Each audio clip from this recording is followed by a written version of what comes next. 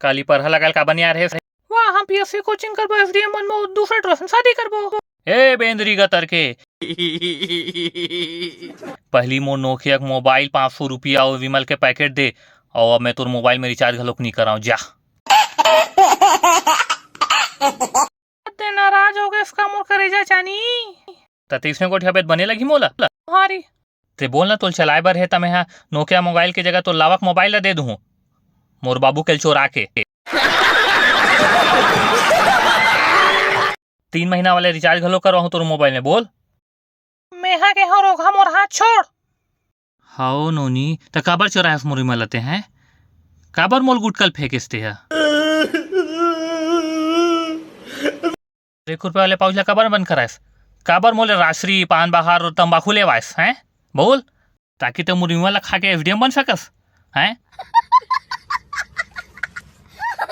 पोटार जहर रोग हमोला हम और दूसरा सन सेटिंग हो गए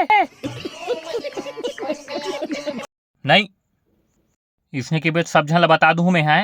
कि भाठा में ते रोज मोर से मिला था ते समझेस का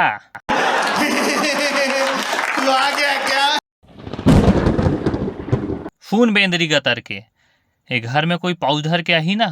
तो सबसे पहली मिही खाऊं